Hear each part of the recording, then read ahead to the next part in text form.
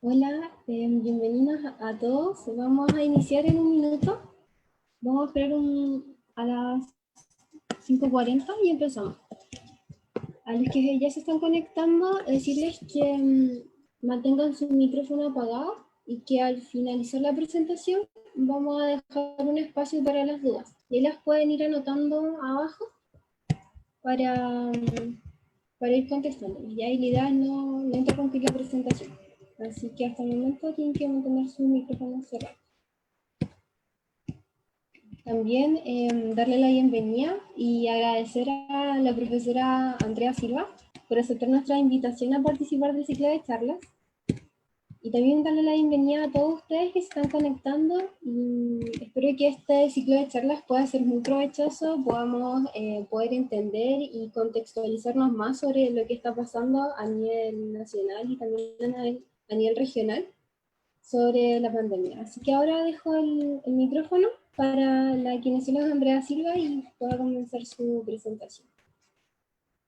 Muchas gracias, Natalia. Muchas gracias a Felipe también, a todos los miembros de la SOSEC, también a los docentes que están apoyando la SOSEC, como la Sole, la Cami Canuyán. Para mí es un honor compartir más que nada la experiencia clínica que hemos tenido dentro de la unidad de cuidados intermedios del Hospital Higuera en relación a esta pandemia. Mi presentación se denomina Unidad de Cuidados Intermedios, Cambio de Rol en el contexto COVID-19. Primero me gustaría contextualizar para los que no conocen sobre la unidad de cuidados intermedios, sobre qué tipo de pacientes nosotros vemos comúnmente en la unidad. Principalmente vemos dos grandes grupos de pacientes.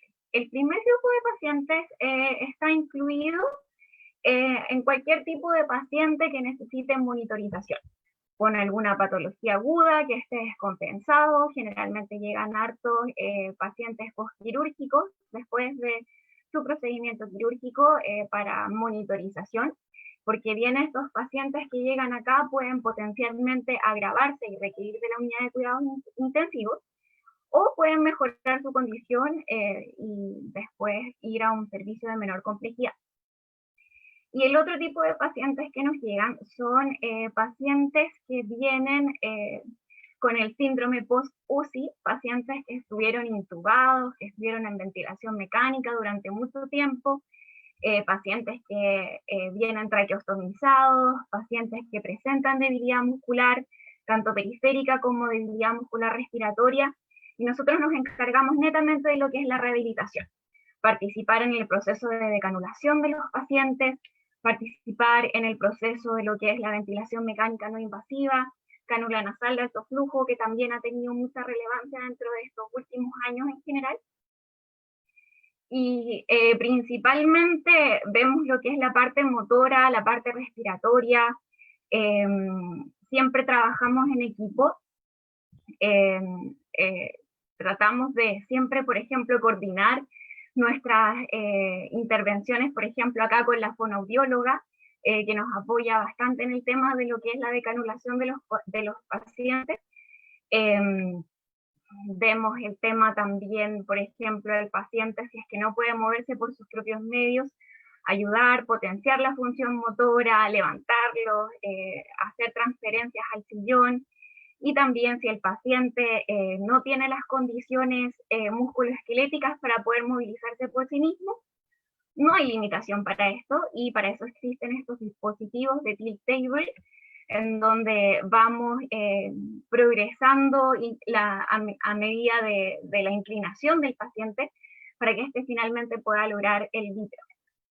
Y cuando el paciente está bien dentro de su condición, potenciamos lo que es la marcha y la funcionalidad. Ahora, dentro del contexto COVID-19, ¿realmente hay un cambio de rol? Primero, quería hacer referencia a un documento que salió en el año 2008 de la Revista Argentina de Terapia Intensiva sobre lo que es la definición del rol y competencias del kinesiólogo dentro de la unidad de cuidados intensivos. ¿Qué es lo que nos dice este documento?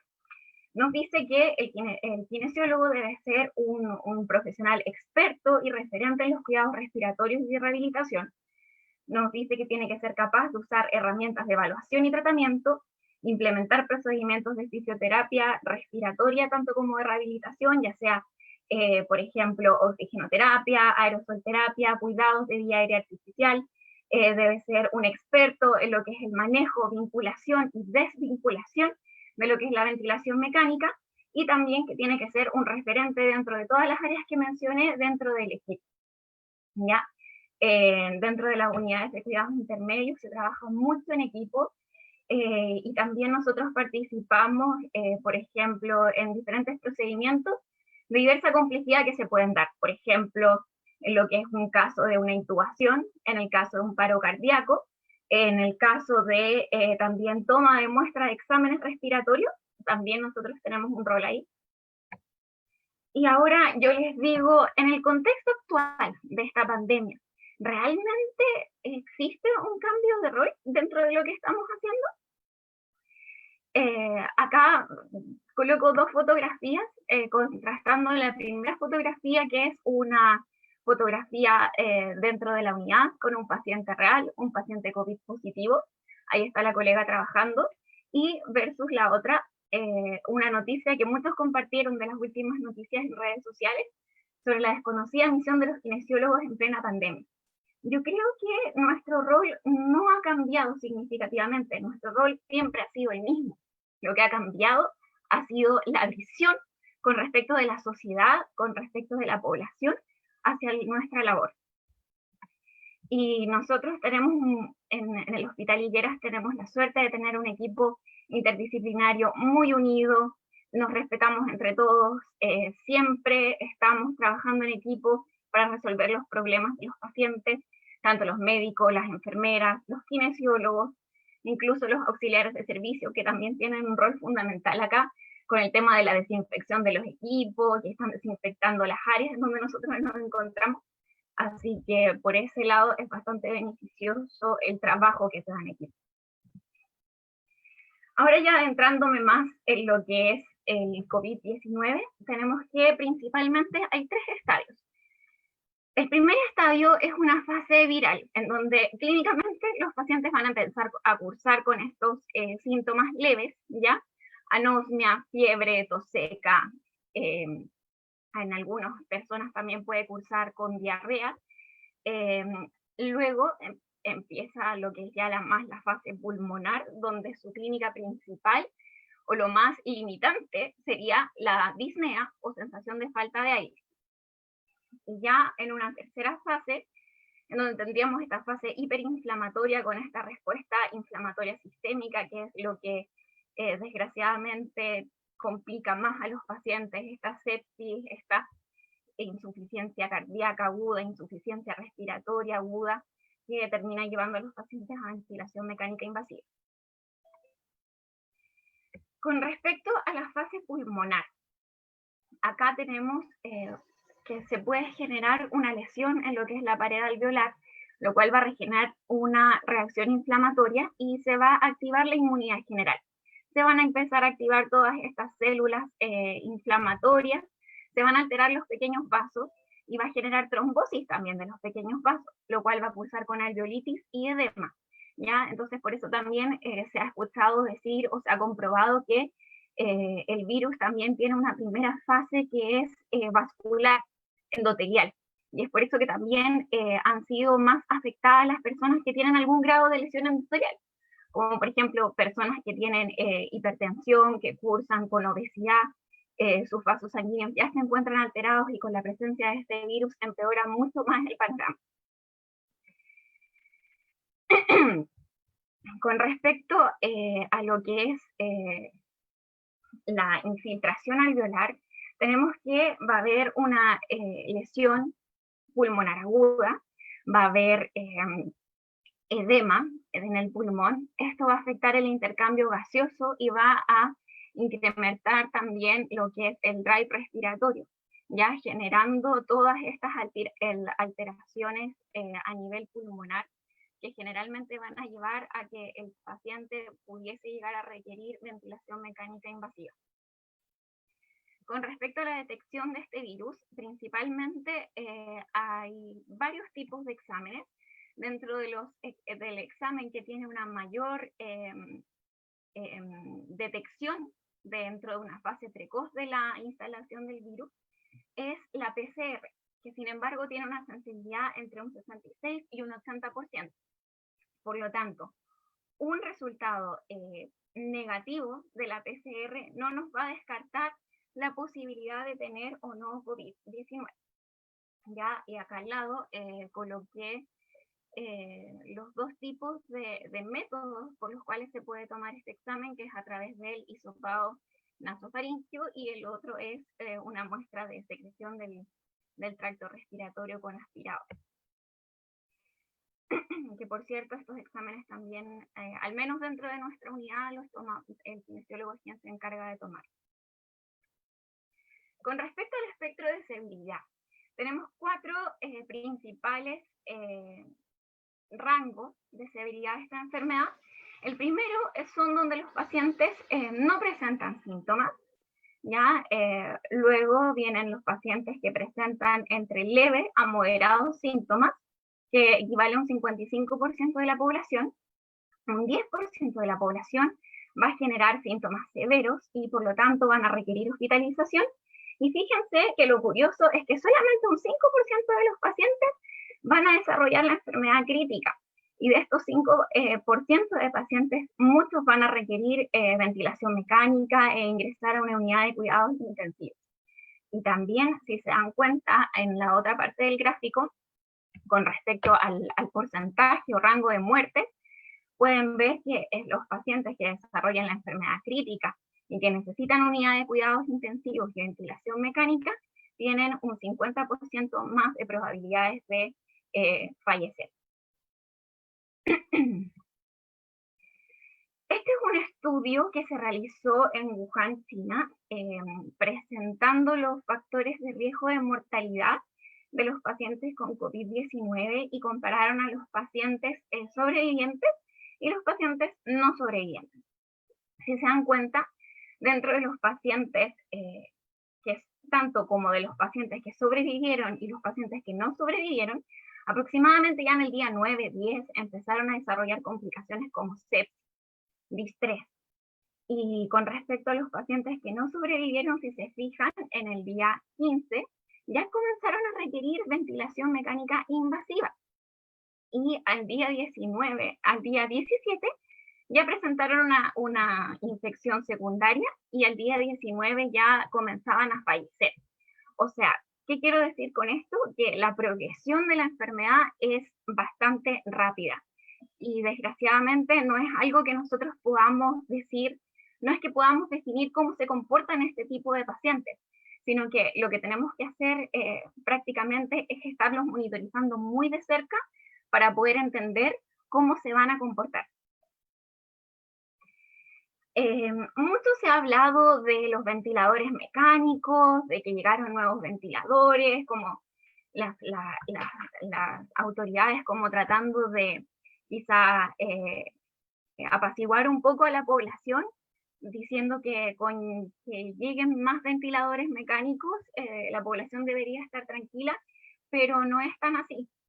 Como pudieron ver anteriormente, los pacientes que desarrollan esta enfermedad grave, que requieren de ventilación mecánica invasiva, también son los pacientes que tienen más riesgo de mortalidad. Ya un ventilador mecánico no es la solución a la enfermedad. Ya desgraciadamente todavía no tenemos un tratamiento específico y un ventilador mecánico es un medio de soporte vital respiratorio, no es la solución a la enfermedad. Entonces, cualquier paciente potencialmente grave va a necesitar un ventilador mecánico invasivo, o sea, no solamente los pacientes que desarrollen la enfermedad grave, sino que también, por ejemplo, puede necesitarlo algún paciente politraumatizado, algún paciente grave por otra causa que no sea el COVID-19. Y más que el riesgo de muerte asociado a que el paciente esté conectado al ventilador, yo diría que también es asociado a la persona que manipula este ventilador, a la suficiente capacitación que tenga esta persona para reconocer signos precoces que indiquen que el paciente realmente está bien adaptado al ventilador, ¿ya? Porque la idea siempre va a ser adaptar el ventilador al paciente. o sea, y de todas formas el ventilador siempre va a ser una máquina, por más tecnología que nos entregue el ventilador, siempre va a ser una máquina y siempre va a depender de un operador. Y ese operador es el que debe realizar las modificaciones pertinentes para que el paciente esté respirando de la manera más óptima. Con respecto a los procedimientos con riesgo de generar aerosoles, coloqué una lista de procedimientos, como pueden ver acá, que es la principal forma de transmisión de este virus, como por ejemplo reanimación cardiopulmonar, nebulización, oxigenoterapia, pronar a un paciente, extubación, traqueostomía. Si se dan cuenta, son muchas cosas que nosotros hacemos dentro de nuestro deber kinesiológico, ¿ya? Y acá es donde fundamentalmente ha jugado un rol súper importante este grupo de mujeres maravillosas que son el equipo de IAS del Hospital Las Higueras. Tenemos la suerte de tener este grupo bien cohesionado de enfermeras que van todos los días a la unidad, desde antes que empezara el tema de la pandemia, porque prácticamente esto se está hablando desde enero en el hospital. No teníamos la claridad de cuándo realmente iba a ser el pic. Nosotros pensábamos que iba a llegar el virus al país, incluso como en junio o julio. No esperábamos que esto iba a ser tan pronto, pero les voy a decir que desde enero se estaba empezando a hablar sobre el virus, sobre la evidencia.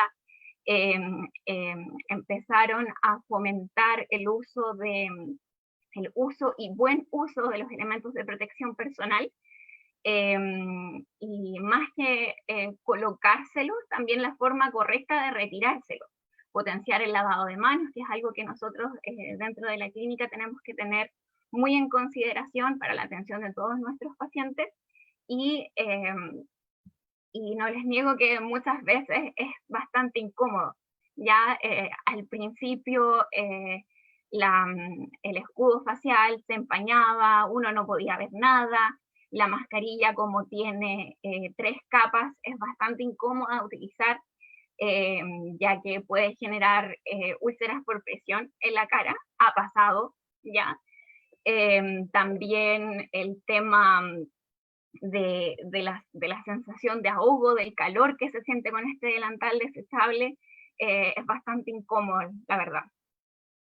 Como les comentaba, nosotros desde antes nos estábamos capacitando como equipo, estábamos realizando capacitaciones al resto del personal, a las enfermeras nuevas, a los kinesiólogos nuevos, a los médicos nuevos, sobre cómo armar los ventiladores mecánicos, sobre cómo pronar a los pacientes, poniéndonos en todas las situaciones en que pudiésemos estar dentro de esta pandemia. Dentro de lo que son los criterios de hospitalización y manejo en unidades de cuidados intensivos, especialmente los de nuestra unidad de ingreso a UTI, son neumonía sospechada o confirmada por COVID-19 que tenga el CRUB 65 mayor de 2, comorbilidad significativa, comorbilidad descompensada significativamente, una PASI menor de 300, compromiso multilobar dentro de lo que es la radiografía, o una progresión radiológica mayor del 50% dentro de 24 o 48 horas, requerimientos de oxígeno con FIO2 mayor de 35%, y algún grado de sepsis, ¿ya? Nosotros realmente recibimos nuestro primer paciente COVID positivo a mediados de marzo. No sabría decirles la fecha exacta, pero fue bastante tragicómico. En realidad llegamos ese día a la unidad, todos estaban corriendo, nadie sabía qué pasaba, los médicos hablaban unos con otros, y de repente se acerca el médico y nos dice: llegó nuestro primer paciente COVID positivo. Realmente nadie sabía qué hacer, todos estaban muertos de miedo. No voy a decir que estábamos tranquilos, porque no sabíamos realmente cómo se comportaba este virus. Era un desafío que nosotros teníamos que abordar. Este paciente llegó, tenía un compromiso radiológico importante.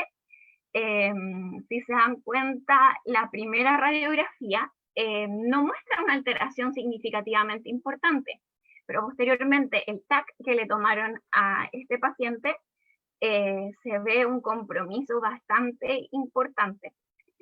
Ya para los que no tengan mucho conocimiento sobre TAC, el pulmón normalmente se debería ver negro y lo que se ve blanco son estas zonas de infiltrados bilaterales que poseía en ese momento el paciente. Entonces, ¿qué pasa? Llega este paciente con estas imágenes, llegaba con una gasometría límite, una PO2 en 62, llegó con requerimientos de oxígeno, y el doctor se acerca y me dice, necesito que lo evalúes porque no sabemos qué hacer con este paciente. No sabemos si lo dejamos acá, no sabemos si lo mandábamos a la UCI, no necesitaba una segunda opinión. Esta foto es específicamente del momento que les estoy contando. Como les digo, el llegar al primer paciente COVID positivo fue todo tragicómico. Ya la gente estaba toda corriendo de un lado para otro, todos tenían miedo. De hecho, cuando ingresé a evaluar al paciente, habían como 20 personas afuera de la unidad. No voy a decir que estaba tranquila porque no lo estaba con tanta gente observándome. Y si se dan cuenta, ahora actualmente nuestras medidas de protección personal ante los pacientes COVID positivos son un delantal verde largo que llega hasta debajo de la rodilla y encima uno se coloca esta pechera desechable. En ese momento no teníamos ese delantal largo verde y solamente teníamos que colocarnos esta pechera sobre nuestro uniforme. En ese momento fui a evaluar al paciente, lo broncodilaté. El paciente, si bien se veía tranquilo, me acuerdo que llegó un día viernes, y en ese momento nosotros tampoco estábamos todavía capacitados en cuanto a personal. En el Hospital Higuera siempre hemos tenido un déficit en cuanto a al personal de kinesiólogos. Estábamos muy bajo la norma. Entonces, dentro de la unidad de cuidados intermedios, solamente de lunes a viernes cubría yo y otra colega, que está por la Universidad Católica también. Y el fin de semana estos pacientes se quedaban solos, se quedaban sin atención. A veces iban a ver obviamente las prioridades, los colegas que se quedaban en el cuarto turno, pero realmente no es lo mismo que trabajar bajo la norma, asegurar la atención de todos estos pacientes. Como les digo, este fue nuestro primer paciente COVID positivo, no sabíamos cómo se iba a comportar, no teníamos la dotación de kinesiólogos suficiente. Llegó un día viernes, el fin de semana se quedó sin atención, y este paciente cayó a ventilación mecánica invasiva y posteriormente se tuvo que pronar. Pero ahí estuvimos también apoyando a este paciente y afortunadamente logró salir de la ventilación mecánica invasiva. Costó, pero salió. Con respecto al manejo de pacientes COVID-19, hay muchas estrategias que se pueden utilizar. Mucho se ha hablado del rango de dispersión de aerosol, ¿ya? Entonces, dentro como de la terapia más estandarizada, nosotros tenemos la ventilación no invasiva, que me va a dar un rango de aerosolización de 90 a 100 centímetros. Luego tendríamos la nebulización, mascarilla simple, mascarilla Venturi, cánula nasal de alto flujo, y la mascarilla de no recirculación o mascarilla de reservorio. Entonces, dentro de las estrategias ventilatorias que utilizamos para estos pacientes, principalmente va a ser la cánula nasal de alto flujo, ¿ya? La mascarilla de reservorio, que la hemos utilizado principalmente cuando los pacientes es un paciente que ya está muy deteriorado de la parte respiratoria y necesitábamos intubarlo, y también hemos estado utilizando la estrategia del pronovigil. Ahora, ¿por qué prono? El prono ha sido una estrategia que se ha utilizado desde hace bastante tiempo ya, no es algo nuevo. ¿Qué beneficios tiene esta posición? Si nosotros observamos este gráfico que se encuentra acá, compara la posición supina con la posición prona. ¿Y qué es lo que nos encontramos acá? El porcentaje de aireación del pulmón es mayor en la posición prona. Las zonas de atelectasia pulmonar disminuyen estando en prono versus en la posición supina, que si se dan cuenta hay una distribución más, no tan homogénea de lo que es la ventilación, ¿ya? Y también hay una mejor perfusión dentro de la posición prono, y también hay, si se dan cuenta, hay menor área de stand, lo que hace que sea una ventilación mucho más homogénea. ¿Ya? Este es uno de los trabajos clásicos que compara la posición supina con la posición prono. Es un trabajo que se utilizó en ventilación mecánica en cerditos, y se logró apreciar que en prono había una mejor relación ventilación-perfusión versus la posición supina. Ahora, dentro de lo que es la pandemia, también han habido estudios comparando la estrategia de prono-vigil en este tipo de pacientes. ¿Y qué es lo que se ha encontrado? Si bien son estudios no con un gran N de población, se han estado realizando, y por ejemplo este estudio nos habla de 24 pacientes que utilizaron, en los cuales se utilizó un aporte de oxígeno que no fue declarado. Dentro de ellos, 4 pacientes no toleraron más de 1 hora en prono. 6 pacientes respondieron a esta estrategia y 6 pacientes requirieron intubación. O sea, ¿a qué voy con esto? Que esta estrategia es una estrategia súper simple de utilizar. Más que nada, los cuidados que debemos tener es la comodidad del paciente, ya poder posicionarlo bien para que el paciente esté cómodo. Y además en este estudio se agregó terapia motivacional, es decir, cada cierta hora iba un profesional de la salud y conversaba con el paciente, le explicaba los beneficios y como que de cierta forma lo motivaba a que continuara con la posición prona. ¿Ya? Este fue un prono mantenido durante 3 horas. ¿Nosotros lo hemos realizado en la unidad? Sí. ¿En qué tipo de pacientes? En tipos de pacientes que han estado muy taquipneicos, con saturación límite, con cánula nasal a 3 litros por minuto. Le decimos simplemente que se coloquen de guatita, los tratamos de acomodar bien y evaluamos la respuesta. Y les diré que la saturación mejora considerablemente en el momento que el paciente se prona, ¿ya? Y esta mejoría se refleja en la gasometría y se mantiene en el tiempo. Ya, por lo tanto, es una súper buena estrategia de implementar para evitar el deterioro respiratorio de este tipo de pacientes. Si nos vamos también a lo que es la recomendación de expertos, también dentro de sus recomendaciones de estrategias está la posición prono-vigil. Con respecto a lo que es la cánula nasal de alto flujo, también es algo que ya habíamos estado utilizando hace bastante tiempo. Esta es una revisión del año 2015 sobre el papel de la oxigenoterapia de alto flujo en la insuficiencia respiratoria aguda.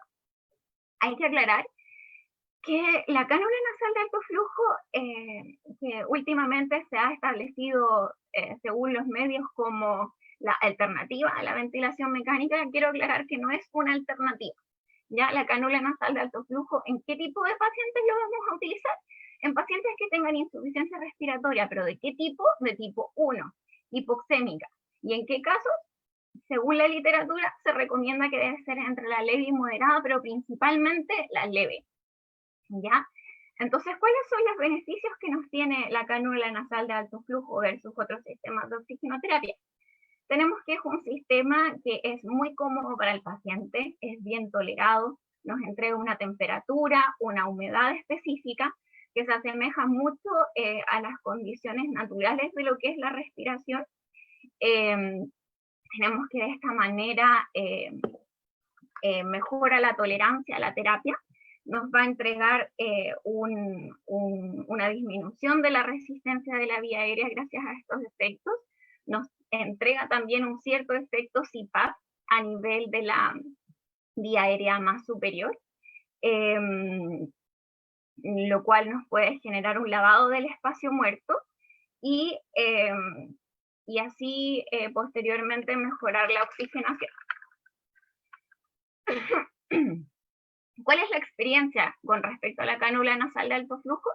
Acá hay un estudio que se realizó en una ciudad china, en donde se comparó a los pacientes en supino y en prono con el uso de una cánula nasal de alto flujo. Si se dan cuenta, ese es supino, P es prono, y en el primer día, pero principalmente en el segundo y tercer día, hubieron mejorías bastante significativas dentro de lo que es la posición prono versus supino.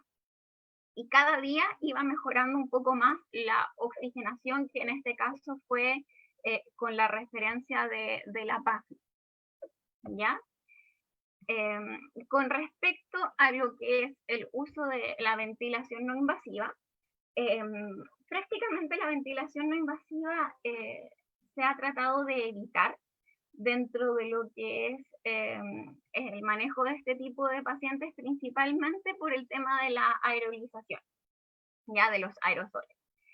¿Cuándo hemos utilizado equipos de ventilación no invasiva? Los hemos utilizado en pacientes donde nosotros sabemos que la ventilación no invasiva nos va a tener un efecto beneficioso, como por ejemplo pacientes que tengan un EPOC exacerbado, pacientes con un edema pulmonar, pacientes que hagan insuficiencia respiratoria post-extubación o pacientes inmunosuprimidos. Todos estos pacientes, si están con sospecha de COVID y necesitan el ventilador no invasivo, se los proporcionamos. ¿Pero con qué consideración? Si se dan cuenta, acá hay unos filtros, ¿ya? Acá hay un filtro que se encuentra desde el corrugado hacia el ventilador, y acá hay otro filtro que va desde el codo de la interfaz al puerto exhalatorio. Estos filtros son filtros antibacterianos de alta eficiencia y se colocan con el fin de evitar la dispersión de aerosol, porque hay mayor riesgo de contagio para el personal. ¿Ya? Todo el personal, por ejemplo, cuando nosotros tenemos un paciente en ventilación no invasiva, debería entrar con mascarilla N95. ¿Ya? También quise colocar un protocolo del hospital con respecto al paro cardiorrespiratorio. Si se dan cuenta, en el ítem 6, el kinesiólogo es el que se encarga de la vía aérea. Ya se va a encargar dentro de lo que es la intubación del paciente. En el caso de los pacientes COVID positivos, necesitamos pinzar el tubo endotraqueal y posteriormente conectar el tubo al ventilador que anteriormente ya vamos a tener programado y seteado. ¿Ya? Con respecto ahora a lo que es la rehabilitación de estos pacientes. Hace poco salió el consenso de Stanford sobre la rehabilitación de los pacientes post-enfermedad. ¿Y qué es lo que nos encontramos? Nos encontramos con estos pilares fundamentales. Primero, el uso correcto de las EPP, de los elementos de protección personal. En el hospital se ha sido muy categórico con respecto al uso de estos implementos, incluso a tal nivel de que si está la indicación de que si hay algún paciente que cayó en paro cardiorrespiratorio y necesitamos reanimarlo, nadie puede entrar a la unidad de este paciente si es que no tiene sus elementos de protección personal. ¿Ya? Primero está la salud de los trabajadores para tratar de evitar el contagio, y posteriormente ya tendríamos que dedicarnos a la reanimación del paciente. ¿Ya? Nos dice que también este debe ser personalizado, debe tener un manejo integral, debemos ser capaces de reevaluar y posteriormente de educar al paciente. ¿Ya? Estos son hallazgos que se han hecho a pacientes post instauración de la enfermedad, post recuperación del COVID-19. Con respecto a la función pulmonar, 6 a 8 semanas post alta, nos encontramos que estos pacientes iban a generar un patrón restrictivo, leve moderado, con una debilidad muscular de un 6 al 20% de estos pacientes. ¿Ya? Un estudio de corte prospectivo de 94 pacientes nos indicó que existía un deterioro persistente de la función pulmonar en un tercio de estos pacientes al año de seguimiento. El estado de salud de estos pacientes iba a ser significativamente peor versus lo que es la población sana, y un estudio de corte prospectivo de 97 pacientes nos indicó que el 27.8% de ellos iban a tener alteraciones radiográficas y iban a tener disminuciones persistentes en el test de marcha de 6 minutos a los 12 meses. En otro estudio que nos demostró que también había una disminución del test de marcha de 6 minutos y en la dinamometría y calidad de vida en comparación con personas que tuvieran la misma edad. ¿Qué nos quiere decir esto? Que estos pacientes son candidatos de todas maneras a lo que es un programa de rehabilitación pulmonar. Ya si bien el rol que nosotros asumimos dentro de lo que son los cuidados intensivos es quizá el primer acercamiento al paciente, el sacarlo de la etapa grave, de la complicación principal que puede generar, pero tampoco hay que olvidar algo fundamental, que es cómo va a volver este paciente a sus actividades de la vida diaria. Y en eso también juega un rol fundamental lo que es la rehabilitación pulmonar, que sabemos que es una intervención multidisciplinaria, que es personalizada, que incluye, pero tampoco se limita a lo que es la educación, planes de ejercicio, modificaciones de estilo de vida saludable, con el fin de aumentar la condición física y psicológica de estos pacientes. ¿Ya? Generalmente en un programa de actividad física menor de 3 meses, ya dentro de lo que es un programa de 6 a 8 semanas. Ya de todas maneras deberíamos preocuparnos de derivar a estos pacientes a un programa de rehabilitación pulmonar. Esto que está acá es la encuesta nacional que ha publicado la Sociedad Chilena de Medicina Intensiva sobre la ocupación de unidades críticas. Si se dan cuenta, han aumentado la cantidad de pacientes hospitalizados en las unidades de cuidados tanto intensivos como intermedios. También ha aumentado la cantidad de pacientes que se encuentran en ventilación mecánica y también han aumentado los pacientes COVID positivos dentro de lo que son las UPC.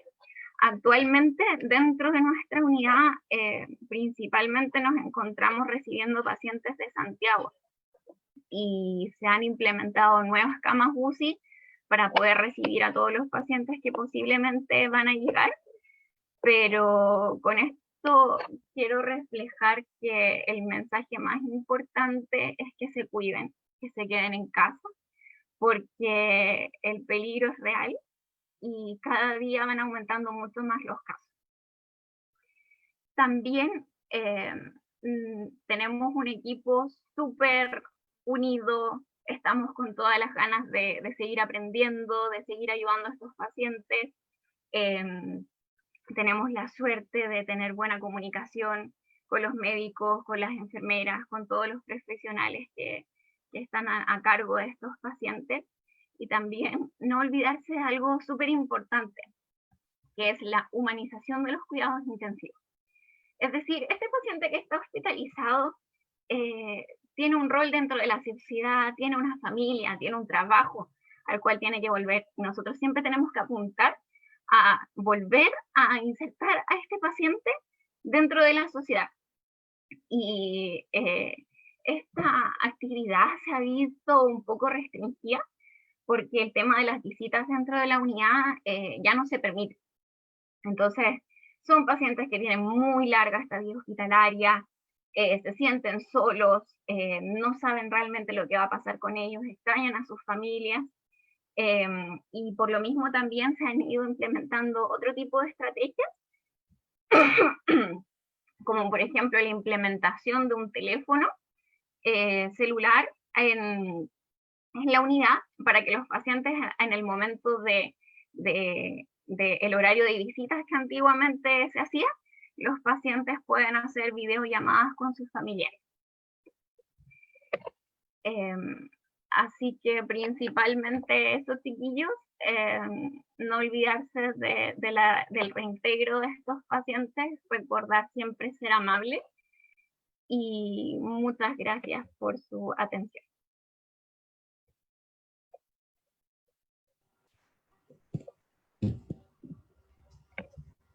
Muchas gracias, profesora. Muy clara su presentación, muy importante también, interesante lo que nos cuenta. Y ahora vamos a dejar un par de minutos para que puedan hacer las consultas que tengan. Las pueden ir inscribiendo en el chat, ¿ya? Vamos a estar revisando también Facebook, si es que alguien también tiene una pregunta a través de ese medio, para poder ir contestando.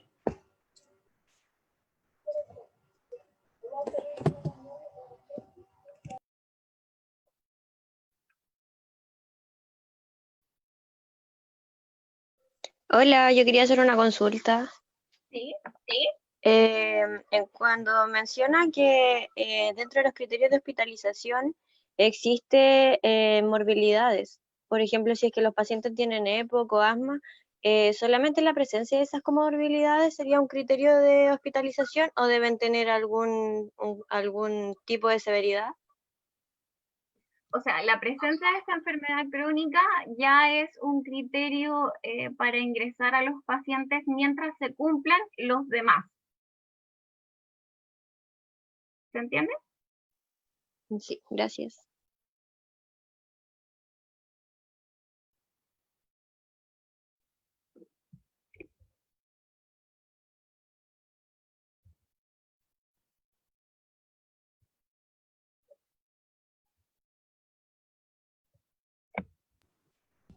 ¿Alguien más que quiera preguntar algo? Los micrófonos también se encuentran activados para que ustedes puedan utilizarlos.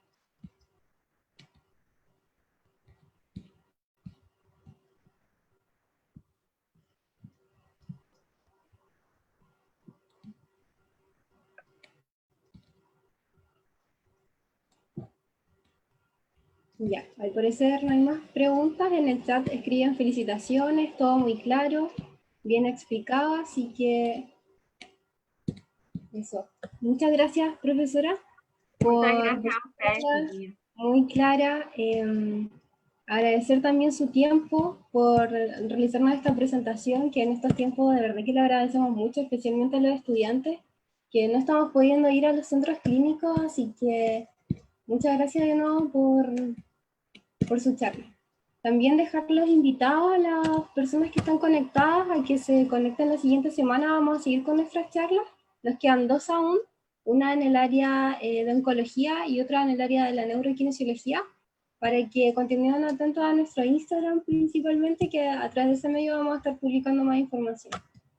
Así que muchas gracias a todos por conectarse y a usted también, profesora, también felicitarle. Muchas gracias, chiquillos.